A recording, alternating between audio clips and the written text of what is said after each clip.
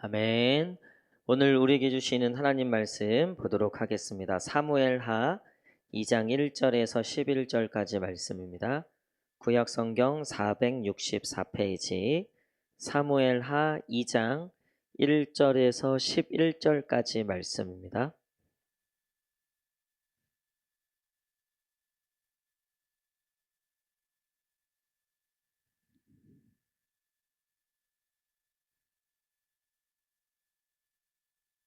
사무엘하 2장 1절에서 11절까지 말씀 저와 한 절씩 교독하도록 하겠습니다.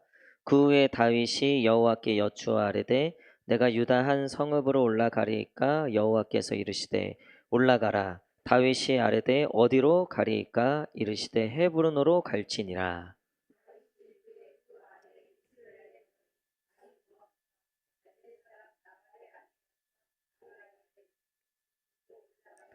또 자기와 함께한 추종자들과 그들의 가족들을 다윗이 다 데리고 올라가서 헤브론 각 성읍에 살게 하니라.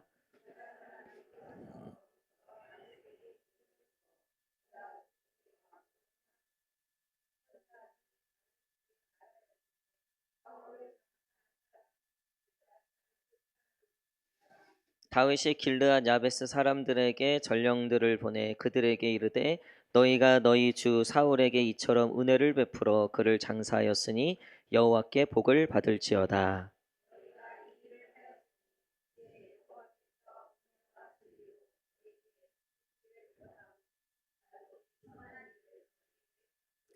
이제 너희는 손을 강하게 하고 담대히 할지어다. 너희 주 사울이 죽었고 또 유다 족속이 내게 기름을 부어 그들의 왕으로 삼았음이니라 하니라.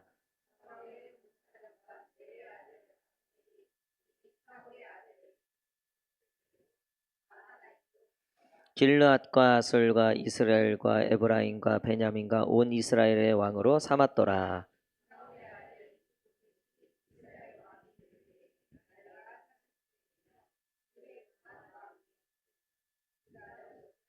다 함께 읽겠습니다. 다윗이 헤브론에서 유다 족속의 왕이 된 날수는 7년 6개월이더라. 아멘. 할렐루야. 예, 우리 수요일 보신 성도님들 주님의 이름으로 환영합니다. 우리 한번 옆 사람하고 한번 인사하겠습니다. 사랑합니다. 축복합니다. 시작. 사랑합니다. 축복합니다. 아멘. 우리 마음의 손으로 한번 더 하나님께 이렇게 고백하겠습니다. 주님 내게 은혜를 주옵소서. 복을 주옵소서. 시작. 주님 내게 은혜를 주옵소서. 복을 주옵소서. 아멘. 예, 오늘 그 후에라는 제목으로 같이 말씀 나누도록 하겠습니다. 우리가 읽은 오늘 본문 사무엘하 2장 1절에서 11절까지의 배경은 이제 사울이 죽게 되었죠. 그 소식이 다윗에게 전해집니다. 다윗은 사울 다음에 왕이 될 사람이죠. 사람들도 다 알고 있었어요. 하지만 사울이 살아있을 동안은 다윗이 왕이 될 수는 없었죠. 다윗도 또 그렇게 할 수 있었지만 그렇게 하지 않았어요. 왜 그랬죠? 하나님이 허락하시지 않았기 때문에. 그리고 하나님이 다윗에게 이제부터 네가 왕이다. 이런 사인이나 이런 음성들을 주신 적이 없어요. 그래서 사울을 2번이나 죽일 수 있었지만 죽이지 않고 끝까지 사울을 기다리고 또 하나님의 시간들을 기다렸죠. 근데 드디어 사울이 죽게 된 거예요. 어쩌면 이것 자체가 사인이죠. 아, 이제 정말 다윗이 왕이 될 때가 왔구나. 또 다윗 스스로도 아, 정말 이제 하나님의 때가 가까이 왔나 생각을 했을 겁니다. 어쩌면 다윗에게는 굉장히 슬펐지만 또 반대로 굉장히 이제 기쁜 소식이 될 수도 있었다는 거죠. 오랜 시간 동안 인내했던 것들이 이제 이루어지기 직전에 다윗의 모습, 그 다윗이 이제 2장에 그 후에 다윗이 여호와께 이렇게 시작하죠. 그 후에가 바로 그 오랜 시간 동안 사울에게 쫓김당하고 정말 고난과 환난, 이제 그것이 다 끝났어요. 이제 끝난 거죠. 앞으로 이제 어떻게 보면 꽃길만 남은 거죠. 하나님의 축복의 시간들만 남은 거죠. 근데 여러분, 이 다윗이 위대한 건 하나님께 얻은 그 축복을 사울처럼 금세 잃어버리지 않고 그 축복을 꾸준하게 이어갔다는 거죠. 우리도 하나님께 은혜를 받을 때가 있죠. 근데 그 은혜를 금방 잃어버리기도 하죠. 분명히 하나님께서 주신 축복이 있는데 그 축복을 금방 잃어버릴 때가 있다는 거예요. 금세 마음이 좀 놓여져서, 또 긴장감이 풀어져서, 또 이제는 다 이루었다, 어떤 이런 마음 때문에 하나님의 그 축복을 소홀히 하고 잃어버릴 때가 있다는 거예요. 근데 다윗은 그러지 않았어요. 다윗은 하나님 만나는 그날까지 하나님의 그 축복을 끝까지 이어갔고, 그것뿐만 아니라 큰 죄도 용서받았고, 그리고 예수님의 조상이 믿음의 조상이 되었죠. 여러분, 어떻게 계속해서 축복의 인생을 살아가고 어떻게 해서 계속해서 하나님의 이 은혜 가운데 살아갈 수 있을까? 분명히 또 환난과 고난이 우리 삶에 오겠지만 그럼에도 불구하고 그것을 뛰어넘는 하나님의 은혜가 어떻게 우리 삶을 계속해서 이어가게 되는가? 오늘은 이 다윗의 모습을 통해서 그 방법을 몇 가지로 우리가 살펴보도록 하겠습니다. 여러분, 첫 번째, 어떻게 우리가 그 축복을 계속해서 이어갈 수 있는가? 첫 번째는 하나님의 음성에 귀 기울여야 한다는 거예요. 우리 한번 따라하겠습니다. 하나님의 음성에 귀 기울여야 한다. 시작. 1절에 보니까 이렇게 말씀하고 있습니다. 1절 다 함께 읽겠습니다. 시작. 그 후에 다윗이 여호와께 여쭈어 아뢰되 내가 유다 한 성읍으로 올라가리이까? 여호와께서 이르시되 올라가라. 다윗이 아뢰되 어디로 가리이까? 이르시되 헤브론으로 갈지니라. 아멘. 다윗은 이제 숙적이 사라졌어요. 더 이상 다윗을 대적할 사람이 아무도 없어요. 이제부터는 다윗의 세계예요. 다윗이 자기 마음대로 할 수 있었어요. 근데 다윗은 그렇게 하지 않았다는 거예요. 사울에게 쫓길 때나 지금 이제 사울의 문제가 해결되었을 때나 변함없이 하나님의 음성을, 하나님의 뜻을 구하고 있었다는 거죠. 대개 우리는 시험 보기 전까지는 하나님께 집중해요. 그리고 결과 나올 때까지는 하나님께 나아가요. 근데 이제 결과가 나왔어요. 그게 합격이면 기쁘죠. 감사하죠. 그리고 끝날 때가 많다는 거예요.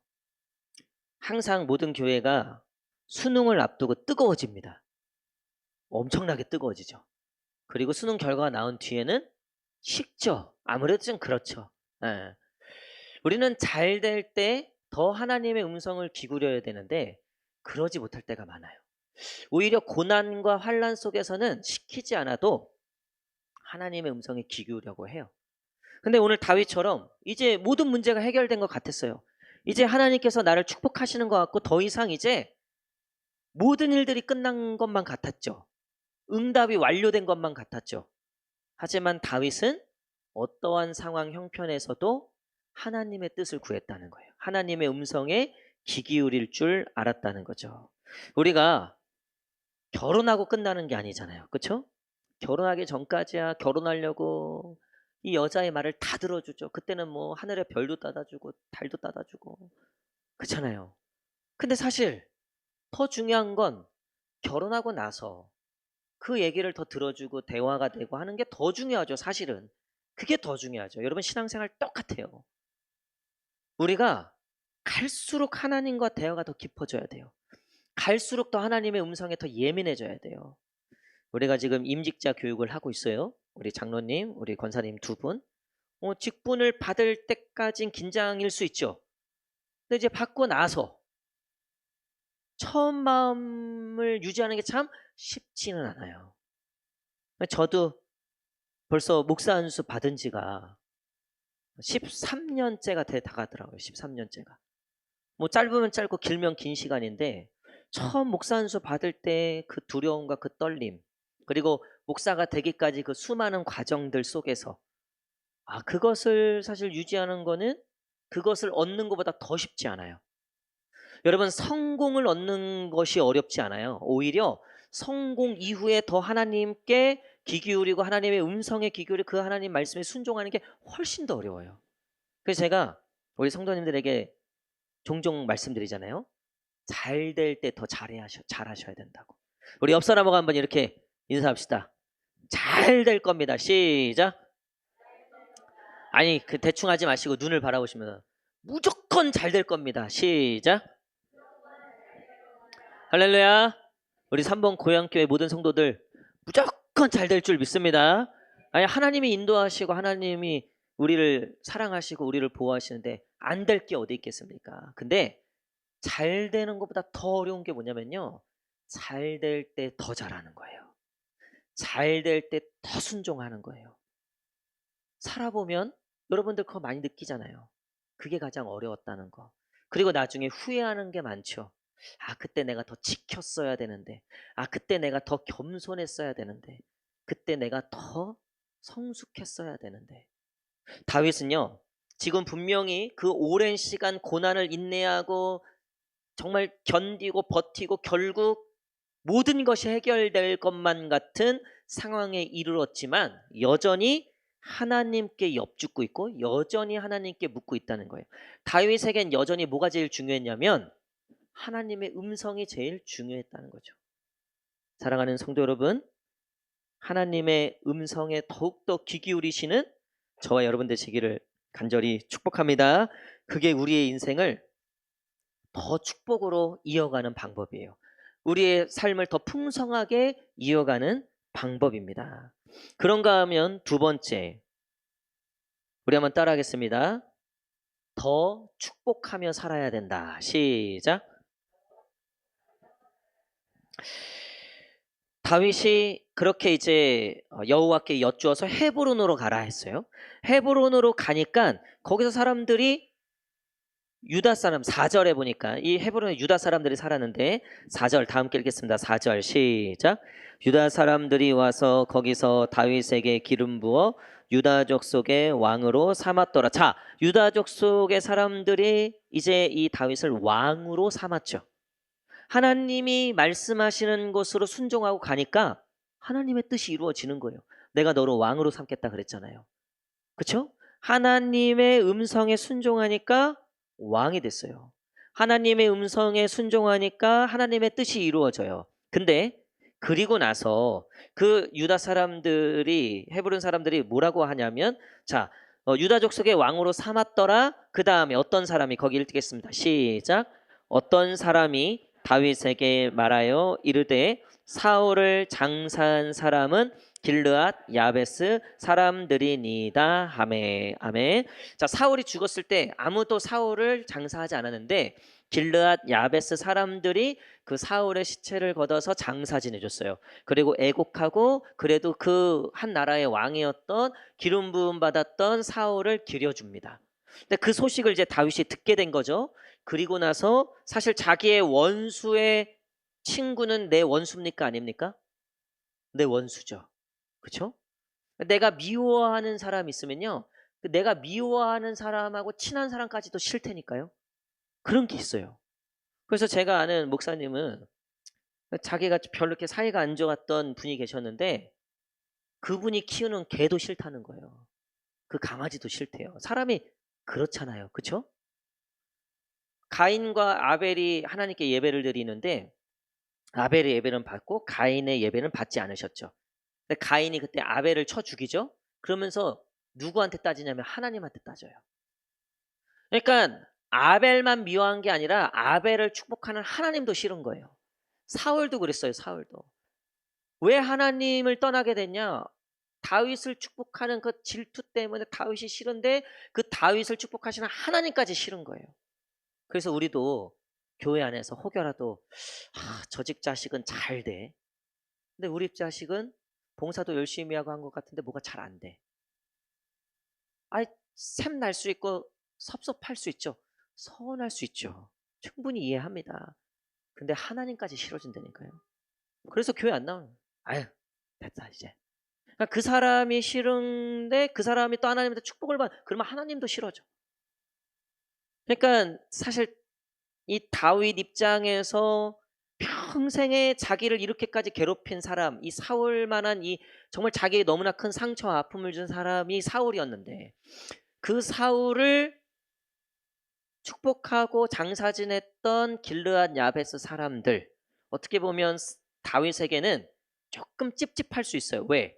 이 사람들이 언제 반역을 일으킬지 모르고, 이 사람들이 언제 내 왕에 대한 이 권위, 이 왕의 정당성에 대해서 언제 태클을 걸지 모르는 잠재적 적대 세력일 수 있다는 거예요. 근데 여러분, 다윗이 그 얘기를 듣고 어떻게 합니까? 5절 6절 5절 6절 시작. 다윗이 길르앗 야베스 사람들에게 이르되 너희가 너희 주 사울에게 이처럼 은혜를 베풀어 그를 장사하였으니 여호와께 복을 받을지어다. 너희가 이 일을 하였으니 이제 여호와께서 은혜와 진리로 너희에게 베푸시기를 원하고 나도 이 선한 일을 너희에게 갚으리니. 아멘. 다윗은요, 사울을 용서했잖아요. 그렇죠? 우리가 1장에 우리 어제 그제 큐티 보면 사울을 정말 다윗이 용서했어요. 그리고 그 사울을 그 사울이 죽었다는 소식을 듣고 활로레를 애가를 지을 만큼 정말 다윗의 마음에 사울에 대한 이제 상처가 없는 거예요. 오히려 자유하게 됐죠. 그게 하나님의 은혜로 그렇게 된 거죠. 그것뿐만 아니라 이 사울을 장사 지내준 길르앗 야베스, 앞으로 좀 암묵적으로 나의 반대 세력이 될 수 있을 만한 그런 세력임에도 불구하고 다윗은 어떻게 합니까? 그들을 축복하죠. 그리고 그들에게 너무나 고마워하고 내가 하지 못한 일을 너희가 했다. 내가 빚졌다. 내가 너희에게 그 은혜를 갚겠다. 라고 얘기하고 있죠. 여러분, 이게 잘 되는 사람들의 특징이에요. 하나님께 복을 받고 잘 되는 사람들은요, 갈수록 사람들을 축복할 줄 아는 거예요. 용서하고 어떻게 내 삶의 축복이, 어떻게 내 삶에 하나님의 복들이 더해지는지 아는 거예요. 여러분, 주변에 보세요. 갈수록 적이 생기는 사람들이 있어요. 갈수록 미워하는 사람들이 많아져. 하여튼 어딜 가든 미운 놈 하나는 꼭 있는 거예요. 어딜 가든 저놈이 문제야라는 애들이 꼭 있는 거예요. 여러분, 그런 분들은요, 하나님의 복을 온전히 누릴 수 없어요. 그런 분들은요, 어딜 가든, 여러분, 마치 이거와 똑같아요. 사과 5개가 있는데 이 5개의 사과를 가장 맛없게 먹는 사람이 있어요. 5개를 먹는데 다 맛없어. 어떻게 먹는 사람이 가장 맛없게 먹는 사람이냐면 5개 중에 제일 맛없는 사과부터 먹는 거예요. 그 다음에 맛없는 거, 그 다음에 맛없는 거, 그 다음에 맛없는 거, 마지막으로 맛없는 거. 그러니까 이 사람은 5개 사과를 먹었는데 맛없는 것만 먹은 거죠. 근데 어떤 사람은 이 5개를 똑같은 사과인데 맛있는 사과만 먹는 사람이 있어요. 어떻게 먹는 사람이요? 제일 맛있는 사과 먹고 그 다음에 맛있는 사과 먹고, 이게 말장난 같지만 우리가 어떻게 바라보느냐에 따라서 다를 수 있다는 거죠. 하나님의 은혜를 받은 사람들은요, 하나님의 복을 받을 줄 아는 사람들은요, 어딜 가든 맛있는 사과를 찾아내는 거예요. 어떻게든 그 사람의 장점을 찾아내는 거예요. 어떻게든 그 사람을 축복할 만한 뭔가 건덕지를 찾는 거예요. 하물며 그게 아니면 하나님이 저 인간도 저 사람도 하나님이 사랑하시지, 이거라도 찾아내는 거예요. 할렐루야. 자, 우리 옆 사람하고 다시 한번 눈을 마주 보시면서 하나님이 정말로 사랑하시는 사람입니다. 시작. 할렐루야. 여러분, 그걸 찾아내실 줄 아는 분들이요, 어딜 가든 복을 받아요. 어딜 가든 하나님의 축복을 받는 사람들이에요. 왜냐면 가는 곳마다 원수가 없어. 아니, 원수가 덤벼도요, 맛있는 사과부터 찾아내니까. 그러니까 다윗이, 아니 인간적으로 사울이 믿지 않았겠어요? 아니, 자기는 잘못한 게 하나, 아니 오히려 나라를 구했죠. 사울도 못한 일을 목숨 걸고 나가서 골리앗을 쳐 죽여서 전쟁에서 승리해서 나라를 구했는데, 돌아오는 게 사울이 창을 던지고 죽이려고 하고 온갖 음모와 권무술수를 다 써갖고 이 다윗을 잡아 죽이려고 아주 온갖 것을 다 하는 거. 그게 10몇 년이 걸렸다고요. 그 시간들이. 인간이 아무리 정말 대단한 사람이어도 그 시편을 보세요. 다윗의 통탄하고 이 애통하는 시들을 보면 주님, 나를 차라리 죽여주십시오. 내 원수들이 야, 넌 하나님이 떠났다라고 할 만큼 내가 그만큼 지금 저주받은 사람처럼 내가 그렇게 살고 있습니다. 내가 저 아기스 이방 땅, 저 이방 블레셋에서 저 족속한테 내가 기웃기웃거리고 무릎 꿇으면서 비굴하게 침 흘린 척하고 미친 척해갖고 내가 이렇게 살아남아야 되겠습니까? 내가 도대체 잘못한 게 뭡니까? 인간적으로는요, 다윗도 왜 그런 게 없었겠어요? 산호라면 저와 여러분들이 어떻게 항상 기쁘고 어떻게 항상 즐거울 수 있겠습니까? 어떻게 모든 걸 다 사랑할 수 있겠습니까? 누구나 다 마음에 돌멩이 하나쯤은, 바윗덩어리 하나쯤은 다 달고 살죠. 왜 그런 게 없겠습니까? 근데 다윗이 그 사울을 딱 맞닥뜨린 거예요. 정말 말 그대로 죽일 기회가 있었던 거죠. 근데 그때 다윗이 뭘 찾아낸 거예요? 사울을 죽이지 않을 이유를 어떻게든 찾아내고 사울을 미워하지 않을 이유를 어떻게든 찾아냈는데, 그 찾아낸 게 뭐였어요? 하나님의 기름 부음 받은 자다. 야, 이거 앞에선 장사 없지, 이거 앞에서. 근데 사울이 그것 때문에 산 거 아니에요. 사울이 그것 때문에 하나님의 복을 받은 거죠. 여러분, 우리도 어딜 가든 어떤 상황에 처하든 축복할 거리를 한번 찾아보세요. 어떻게든 저 사람의 장점을 찾아봐. 그것도 안 되면 그냥 미친 척하고 하나님이 사랑하시는데.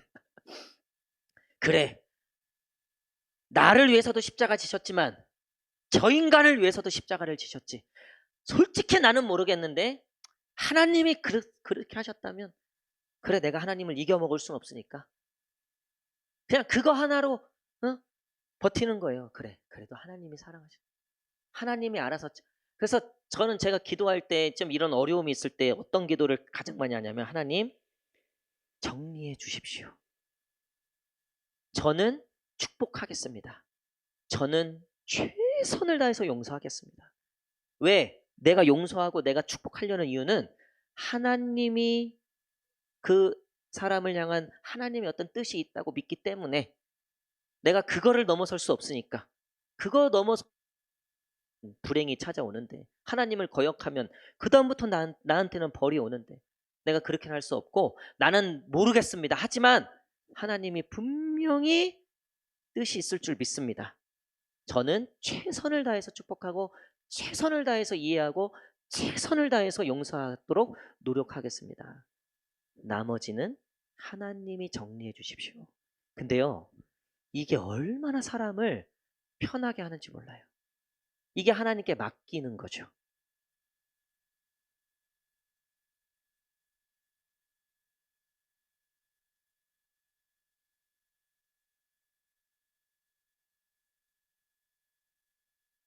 사무엘하 1장 1절 제가 말씀드렸잖아요. 주일에 사울이 죽은 후에, 여러분, 하나님께서 우리의 눈물을 아시고 우리의 인내를 아시고 우리의 믿음을 보고 계신 줄 믿습니다. 그 하나님이 때가 되면 정리해 주셔요. 하나님이 교통정리를 다 해주세요. 내가 실컷 미워할 수도 있겠죠. 실컷 미워할 수도 있어요. 그러니까 결국 내가 미워하든 내가 축복하든 누구 뜻대로 된다? 누구 뜻대로 된다? 하나님 뜻대로 된다. 내가 옳지 못했으면 하나님이 나를 정리시킬 거고, 만약에 그쪽이 부당하다, 하나님 보시기에 그쪽이 부당하다, 그쪽에 정리가 필요하다 하면 하나님이 그쪽 정리시키실 거고, 근데 문제는 하나님이 결국 하나님 뜻대로 할 건데, 그 기간 동안에 내가 한 건 내가 책임져야 된다는 거예요. 그 기간 동안 내 말, 내 행동, 내 거는 내가 책임져야 된다는 거죠. 그러면 저는 차라리 하나님께 예쁨 받을 짓을 하겠다는 거예요. 차라리 그 기간 동안 하나님이 기뻐하실 짓이라 그러면 좀 그렇죠. 기뻐할 것들을 하겠다는 거예요. 차라리 그 시간에 축복하고 더 사랑. 속은 터지죠. 속은 미어 터지죠. 근데도 하나님한테는 밉보이면 안 되니까. 그래도 하나님은 넘어갈 수는 없으니까. 하나님이 말씀하신 대로 이웃을 사랑해라, 용서해라, 네가 십자가를 져가, 네가 죽어라. 우리 옆 사람에게 우리 한 번 더 이렇게 고백합시다. 당신이 살아야 합니다. 시작. 아멘. 그리고 자기 마음에 손 얹고, 이게 더 중요합니다. 내가 죽어야 삽니다. 시작. 내가 죽어야 삽니다. 여러분 제가 목회를 길게 하면 길게 했고 짧게 하면 짧게 했지만요. 어느 공동체나 어느 소그룹이나 어느 교회나 내가 죽어야 교회가 산다. 이런 성도들이 있으면 그 교회는 잘 돼요. 안 될 수가 없어요. 안 될 수가. 근데 그냥 내가 살아야 되겠다 그냥. 어? 하여튼 자기 얘기만 할 줄 알고 남 얘기를 들을 줄을 몰라요. 죽지를 못해요. 죽지를. 그냥 그 자존심을 꺾을 줄을 몰라요. 뭐가 됐든 내가 옳아요. 내가. 뭐 참 불행합니다. 그거. 참 그게 그 그것만 열면 하나님의 축복이 쏟아져 들어오는데 그게 안 되는 거예요. 그러니까 평생 이것도 문제고 저것도 문제고 저것도 그러니까 문제투성이야. 만나는 사람들마다 문제를 얼마나 잘 발견하는지 몰라요. 그냥 문제 없는 인간들이 없어요. 여러분 그러면 안 돼요. 문제는 누구에게 있다? 우리 교회에선 누구만 잘하면 된다? 제가 신기한 얘기 해드릴게요. 제가 저번 주에 동은교회 그 권사 헌신예배 설교 끝나고 목사님이 차 한잔 하자고 하시더라고요. 거의 그때 1시간을 넘게 얘기를 했어요. 원래 뒤에 또 일정이 있었는데 목사님이 1시간 넘게 하는데 이제 목사님이 이제 자기 목회 얘기도 하고 근데 동은교회가 그 목사님이 이제 오신 지 저랑 이제 같이 운동도 하고 친한 목사님인데 오신 지 이제 딱 10년 되셨어요. 근데 이제 동은교회가 역사도 길고 한데 어쨌든 이제 그 목사님이 오실 때쯤에 제가 사실 거기 원로 목사님하고 원로 사모님 저희 장인 장모님하고 다 친해서 제가 그 교회를 잘 알아요. 근데 어쨌든 되게 어려웠단 말이에요, 교회가. 그래서 그 목사님이 오실 때 되게 교회가 어려운 상황 중에 목사님이 담임 목사님 오셨어요. 그 담임 목사님 오시기 전에 교회 건축 문제 뭐 이것 때문에 젊은 사람들이 한 200명 정도 교회를 다 떠났었어요. 그 교회가 꽤 큰 교회였는데. 근데 이제 지금 여기 오신 목사님은 그런 거 아무것도 모르고 그냥 온 거예요. 아무것도 모르고 온 거예요. 와서 야, 그 1시간 동안 본인 목회 얘기했는데 제가 보니까 야, 하나님 저는 새 발의 피입니다. 나 진짜 우리 교회 정말 좋은 교회 같습니다. 진짜 너무 와, 과학아니에요, 과학안 진짜. 근데요, 그 목사님이 어쨌든 이제 결론은 교회가요, 10년 만에 너무나 많이 바뀌었어요. 너무나 좋게 바뀌었어요. 또 그 목사님도 굉장히 성품도 좋으시고 인격도 좋으시고 또 믿음도 좋으시고. 근데 그 목사님이 또 그 교회 얘기를 쭉 하면서 마지막에 저한테 무슨 얘기 했는지 아세요? 목사님 우리 교회는요. 저만 잘하면 돼요. 딱 이러는 거예요. 그래서 제가 놀래갖고 목사님 그 우리 교회에서 제가 자주 하는 얘기인데? 근데 제가 그 얘기 쭉 들어보니까 이분이랑 저랑 느낀 게 있어요. 똑같이 느꼈더라고요. 그게 뭐냐면 딴 거 핑계 댈 필요 없다는 거예요. 그냥 다 하나님께 맡겨드리고 나만 하나님 앞에서 잘하면 하나님이 나머지는 다 해주신다는 거를 깨달은 거예요. 그러니까 보통은 뭐 저게 문제다, 뭐 조소그룹이 문제다, 뭐 장로가 문제다, 뭐 권사가 문제다. 제가 노예 가면 그런 거 참 많이 들어요. 난 그래서 별로 이렇게 가고 싶진 않아요. 다음 주에도 제가 훈련은 지금 서기로 있어서 그 총회 이렇게 목사 계속 교육이 있어요. 그래서 다음 주에 제가 월요일부터 목요일까지 그 훈련에 가야 돼요.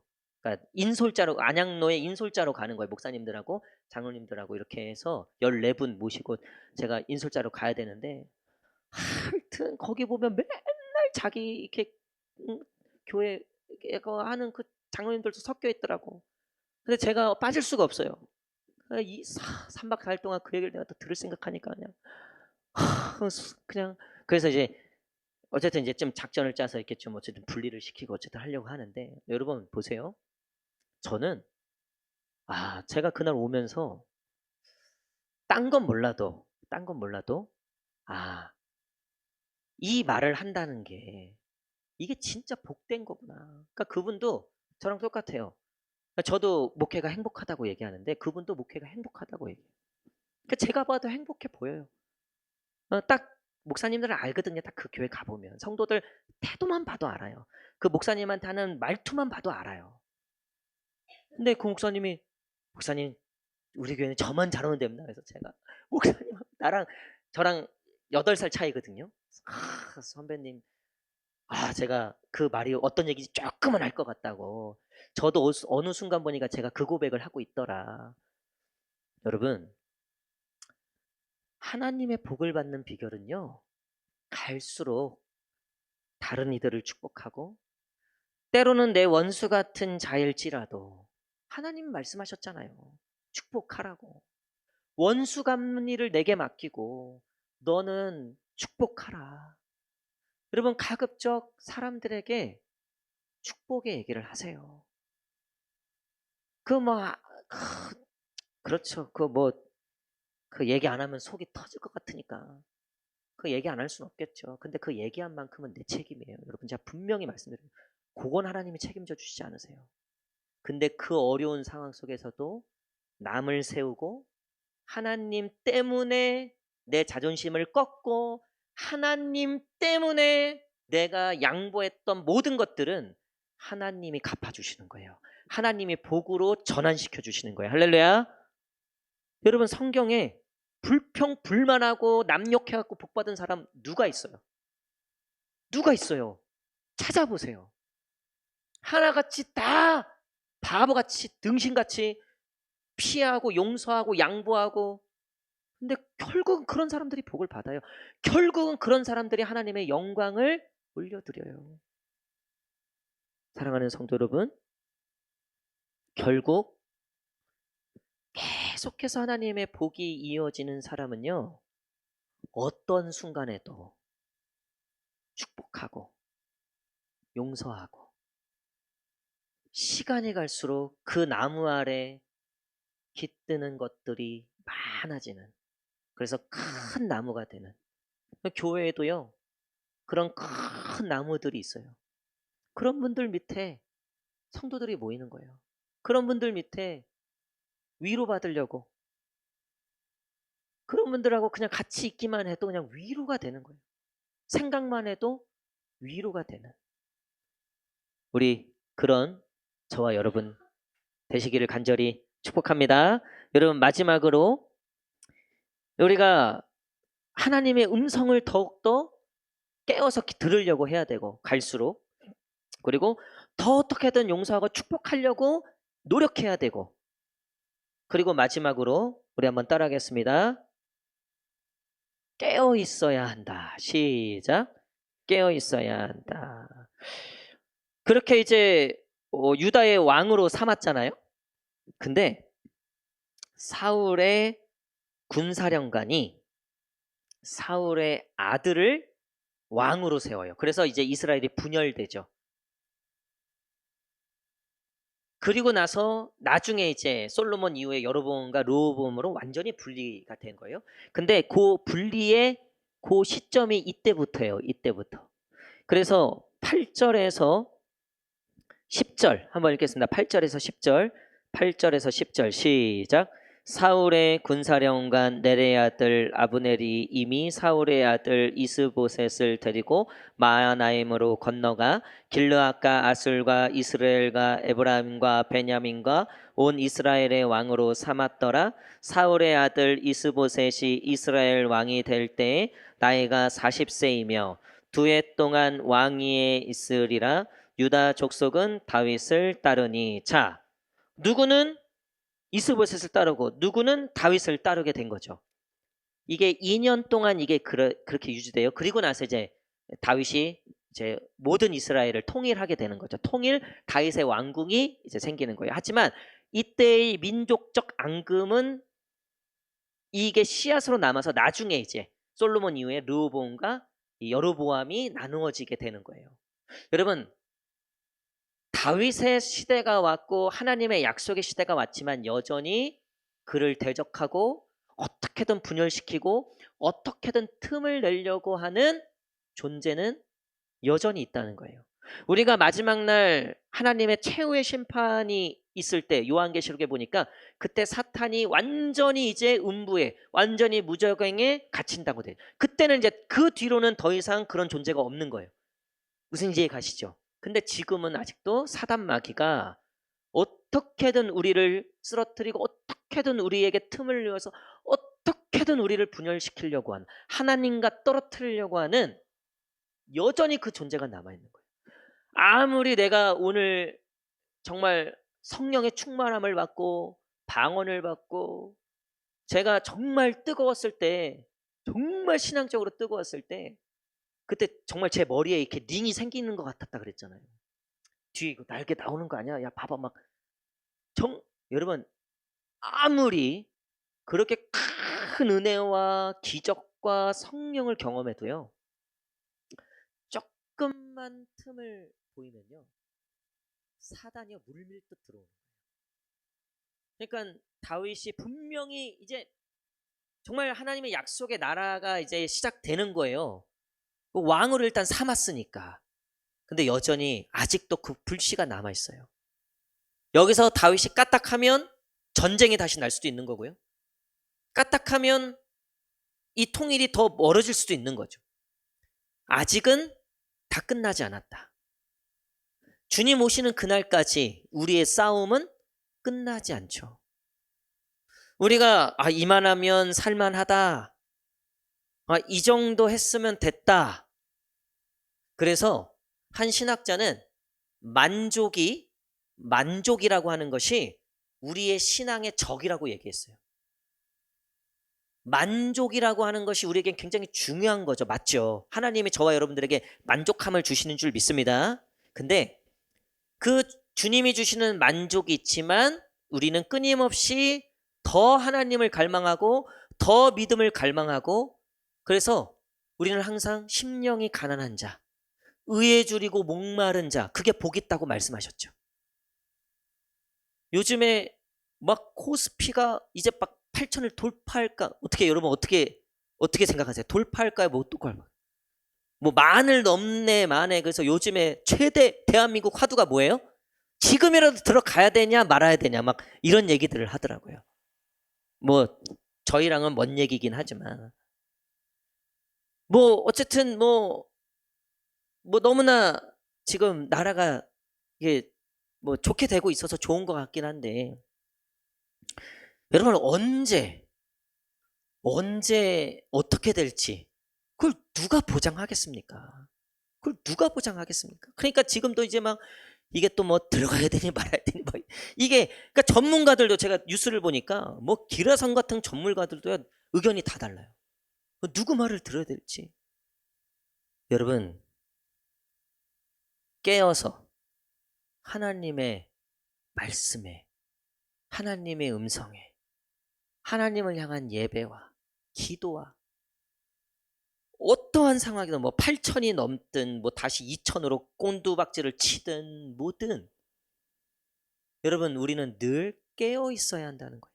언제든 내가 넘어질 수 있다. 언제든. 그래서 그 기라성 같은 우리 신앙의 선배였던 사도 바울이 뭐라고 했습니까? 일어선즉 넘어질까 두려워하고, 내가 남들은 다 구원하고 내가 구원 못 받을까 봐 무서웠다. 나는 내 안에 하나님을 사랑하는 마음도 있지만 끊임없이 내 정욕으로 끌고 가는 이 둘이 내 안에서 싸우고 있다. 내가 정말 미칠 것 같다. 그래서 내가 늘 성령을 구한다. 그 성령의 생명의 법이 죄와 사망의 법으로부터 나를 구원해 준다. 그러니까 사도 바울은요, 늘 깨어있지 않으면 제정신으로 살 수가 없는 거예요. 늘 하나님께 구하지 않으면 그 복음을 증거하고, 생각해 보세요. 그 귀신도 바울을 알았잖아요. 귀신도. 그러니까 당시에 귀신도, 이 사탄도 바울이 타겟이었다는 거예요. 타겟. 저놈만 넘어뜨리면 기독교 와르르 무너진다. 저것만 실패하면 다 무너진다. 얼마나 공격이 심했겠습니까? 그러니까 고린도 후서에 보면 사도 바울이 정말 자기가 죽고 싶을 심정이 한두 번이 아니었다고 얘기하죠. 아마 그런 심정으로 사시는 분들 계실 거예요. 하루에도 몇 번씩 내가 이걸 그냥 확 그냥 집어 던져 마라. 내가 그냥 확 그냥 이걸 그냥 왜 그런 게 없겠습니까? 근데 여러분, 그럴 때 우리가 넘어지지 않기 위해서 늘 깨어 있어야 한다는 거죠. 다윗은요, 알았어요. 그래서 전쟁을 준비해요. 언제든지 얘네가 공격해 올 수 있다. 이미 하나님이 다 이루어진 것처럼 여겨졌지만, 이미 사울은 죽고 이제는 다윗의 시대가 열린 것처럼 느껴졌지만 방심하지 않아요. 철저하게 전쟁을 준비합니다. 그리고 그 전쟁 승리로 이제 완전한 통일 왕국을 이루게 되는 거죠. 사랑하는 성도 여러분, 더욱더 깨어있기를 간절히 축복합니다. 목사가 됐으면 더 깨어있어야 돼요. 그만큼 더 많은 공격들이 있죠. 또 장로님이 되셨으면, 권사님이 되셨으면, 또 집사님이 되셨으면, 또 내가 집안에, 내가 믿음에 유일한 보루다. 내가 무너지면 다 무너진다. 제가 군대에 있는데, 제가 있는 그 군대, 제가 신병 훈련소 있던 게 7사단이었는데 전방이었어요. 화천 들어보셨죠? 강원도 화천. 거기는 거의 저주받은 땅이라고 여겨졌던. 겨울에 제가 영하 27도를 제 눈으로 확인했어요. 영하 27도. 그때 밖에서 보초를 서는 거예요, 훈련병이.